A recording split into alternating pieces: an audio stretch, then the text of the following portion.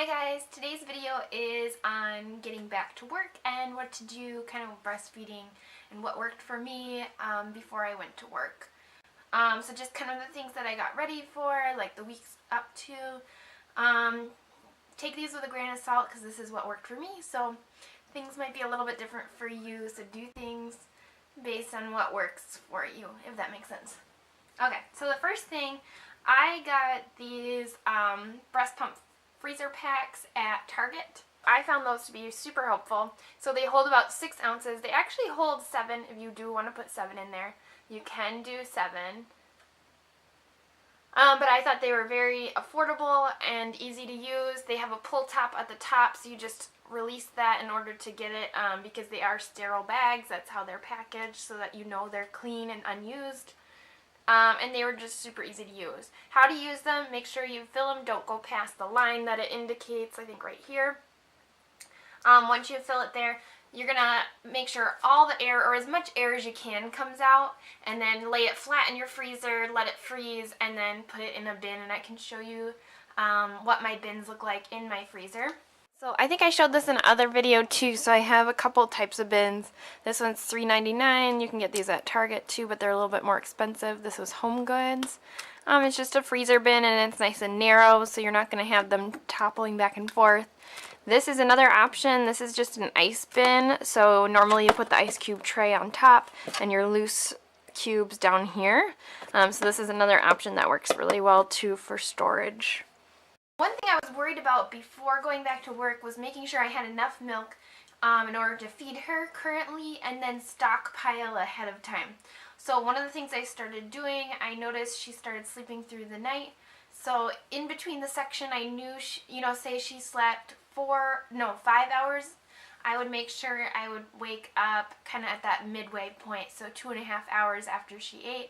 I myself would wake up in the middle of the night and go ahead and pump. It takes 15 minutes, so rather than an hour feeding, which you're technically replacing that, I would pump, and that would go into the stockpile.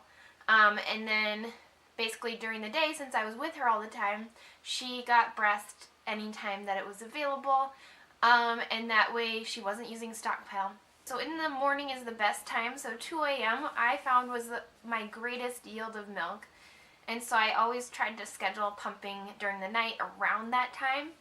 And then, and that kind of gives you relief when you're sleeping, especially if she's sleeping through the night. And then what I went ahead and did in the morning, this was suggested by a lactation consultant, was after she fed, was to pump right after, so you kind of get whatever is after, and that also helps empty your breast from the night and those longer periods of not breastfeeding. Now, when to know when to stop for that, basically the second letdown. So you'll notice when you're pumping that there's some flow, and then all of a sudden not. You kind of reduce the dial if you want, and then put it back, and that'll kind of get your flow going again. If it naturally stops again, that would be the time to stop. You don't want to empty too much, and so that, if she does get hungry again, you will be available, if that makes sense. The second thing I did was go ahead and get this oil. So this is the fennel oil. This is from Young Living, which is a really good company if you're looking for where to start with essential oils. This one is really good, and it did seem to increase my supply. You can also put like fennel seed in your smoothies or whatever, or your oatmeal. What I did is just take just a dab of it, put it right under here by the armpit kind of area, and this is supposed to help increase your milk supply. A couple other things I did was eat oatmeal. I ate smoothies with almond milk, which has lots of rich protein, rich vitamins, some really good stuff. Also, it has fruit in it, so you're building some really good milk. So not even just increasing your supply, but you're adding good nutrition for your baby. So those were the kinds of things that I made sure were in my diet throughout the day. The oatmeal is technically supposed to help increase your supply, and then that fennel oil was something that I saw a remarkable spike in how much milk there was. Because I didn't want her to get used to breast all the time, because I won't be home all the time, we would replace one of the feedings at night with a bottle. This also gave my husband an opportunity to kind of bond as we do with feeding. And so he was able to give her a bottle. She had bottles from day 2 or 3. So she has been really used to them. So we just make sure one of her feedings is with a bottle so that it's nothing new when she has to just eat from a bottle when I'm not available. A couple other things that I got beforehand. I never found nursing bras that fit me properly, so I ended up getting a bunch of nursing camis. Now, the 2 different brands I tried, I don't know the exact brand, but there's nursing camis at Motherhood Maternity, and I had a coupon for there. And then there's the Jillian brand at, I'll put the links below because I can't remember names, at Target. Those ones were the 2 that I tried. I really liked the ones from Target. I thought they were a lot more comfortable, easier to use, and just gave me more support. The only thing with using nursing camis is that they kind of I think they make your breasts a little bit saggy looking, but if you wear like a thicker shirt, or I don't know, a sweater, they do tend to just make you feel a little bit more comfortable if you do that kind of route, because I don't want saggy boobs. So that was probably a good useful tip. The other thing to invest in is this. So this is nipple butter, nipple care. This is something you can find at Walmart. I think it's about $5. Fairly inexpensive. This is something that I found I had an issue with cracked nipples, which is very awful, and I don't wish it upon anyone. So I had the lanolin, but I found that was more of a preventative. So I do recommend using the lanolin. However, this was perfect because it has shea butter and it was great for healing and just bringing that suppleness back. So that was what worked for me. Also, I will also put another link down below, but I think it's the Medela hydrogels, and those are perfect for healing as well. So if you have cracked nipples or anything like that, those are the products that I would recommend and what worked for me. So the other thing that I bought before going back to work are these, the Bamboobies. I think the name's hilarious. Anyways, these are ultra thin and less visible, which is part of why I bought them. It wicks, absorbs, ultra soft, so it kind of has kind of a velour kind of feeling backing, and then kind of bamboo rayon so that they're not leaking. I know some people have issues where their breasts leak. Mine don't, and so I didn't have that issue. However, I'm using shea butter and lanolin, which does stain your clothes. So these are perfect because when I put them on, I can put this into my bra or cami or whatever I'm using, and it just makes sure that I don't get that lotion anywhere, and it kind of locks in the moisture as well, so you can really make sure that stuff goes to work. So I found these to be super awesome, and I do think they're kind of more concealed than the disposable. I do have disposable ones.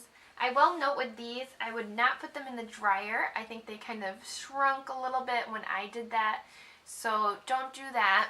So yeah, don't put these in the dryer. I don't think that worked very well. But these are super nice and super portable and comfortable. That's the other thing too. So after nursing and after, especially after pumping, I do find that my nipples are a little bit sore, and not sore, but just like a little bit uncomfortable because of like all the hard work they've been doing. So this kind of gives a little bit of comfort. So I packed my breast pump bag. So this is my breast pump bag, and I would put in the back of the bag some of the empty pouches to fill while I'm at work. I also put in a small cooler and made sure it had an ice pack in it, and that way whatever I use I can empty. I also put in my breast pump bag a empty Ziploc, and I would put each of my kits in a Ziploc. I have two kits, one from the hospital and one that came with my breast pump. Put the kits in there, and so when they're dirty I put them back in the Ziploc to bring home and wash.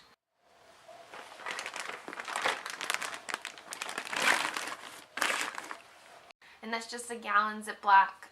We just get the Up and Up brand at Target again, so something affordable. And then one other thing I do is just put in a tiny bottle, which also came with my kit at the hospital, but I'm sure you can find somewhere, just a small dishwashing soap to leave in your pumping bag. And then I also bought a bottle brush. My favorite bottle brush is the Munchkin brand. I would also recommend getting those little tiny brushes. They have a kit that you can get, and leaving at least one of them in your bag. The Munchkin bottle brush has a little thing on the bottom, but I don't think it's great for cleaning breast pumping supplies. Alright, so this is the Medela Pump and Style, and so it comes with a whole kit or whatever. I also put in the side pouch like a little soap to wash things with, and then I even put I put the nursing care stuff in there as well. So this is the first year's nursing care. And then it's also good to have some kind of holder for the breast pump when you have it on. This is really useful. This is just one of those cloths from the hospital that they use for monitors, and they just said I could take it home, cut 2 holes in it, and it's perfect.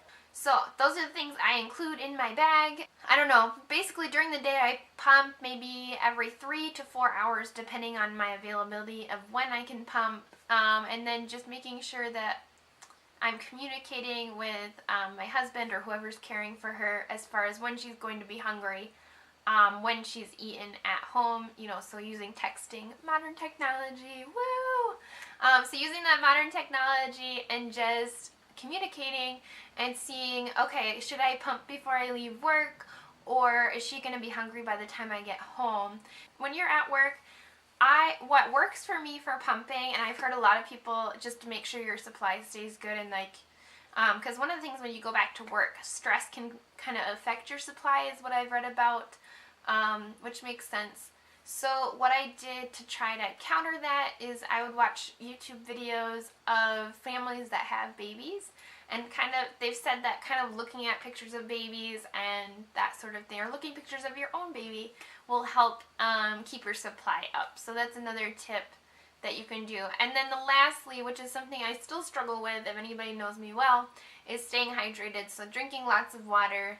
So I kind of set a goal for myself. So if that works for you, just set a goal for yourself. Say, I need to drink X amount of this size water bottle, and just make sure that happens. If you struggle throughout the day, make sure you get it done at night or whatnot, you know. Again, these are just the things that worked for me. If there's any other tips or questions, you can go ahead and put them down below for comments. Anyways, guys, hopefully this was helpful and you enjoyed this video.